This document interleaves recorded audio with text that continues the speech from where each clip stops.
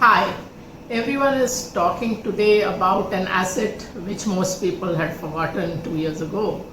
So if you'd asked people 2 years ago, people would have been talking only equities. Now gold is on top of everyone's mind. And the whole story is that the gold is the ultimate safe haven asset. So what does the data show? आंकड़े क्या दिखाते हैं? सोना इतना चमकदार असल में है कि नहीं है? इस प्रश्न का उत्तर इस पर निर्भर करता है कि आप यूएस डॉलर में देख रहे हैं गोल्ड प्राइस चार्ट की इंडियन रुपीस में. Gold has totally different characteristics depending on the currency in which you are looking at the price chart, and we like to look at long term data. So this is the long term data for gold in US dollar terms.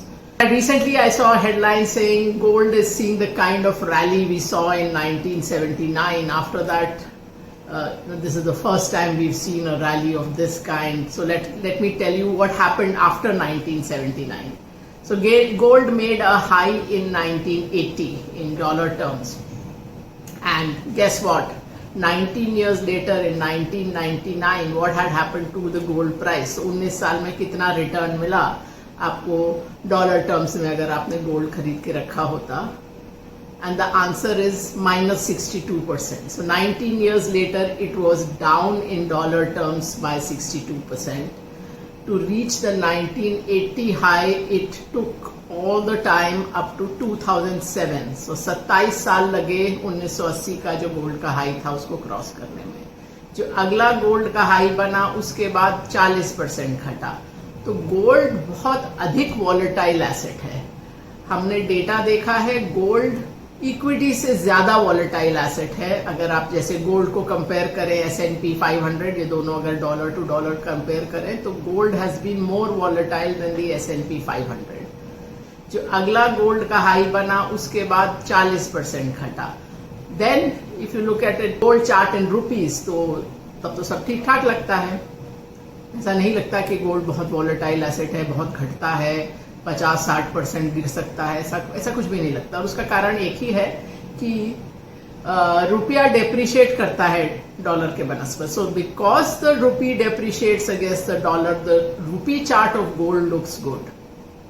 So if you look at the same period जो 1980 to 1999 जो internationally gold 60% गिरा था. If you look at the Indian rupee chart, the gold is up more than 3 times because during that time the rupee depreciated very drastically. So that is why जो मैं कई बार कहती भी हूं कि हमारी दादी नानी गलत नहीं थी गोल्ड खरीदने में, सोना खरीदने में, क्योंकि उस समय भारतीय लोग बाहर निवेश नहीं कर सकते थे. Indians could not invest in overseas market. So the only way to get a currency hedge was gold.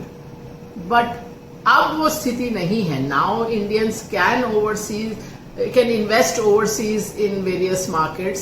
So now you do not need to have all your overseas exposure through gold. So gold should be part of your asset allocation, but it should not be 25-30% of your asset allocation. What should be 30% of your asset allocation is global investments through equities and through other instruments. So have gold in your portfolio, but don't have too much gold in your portfolio because it's an extremely volatile asset. So I hope that gives you some perspective. कुछ बात समझ में आई होगी. और अगर और कुछ जानना चाहें तो कमेंट्स में बताइए. Thank you. बाय.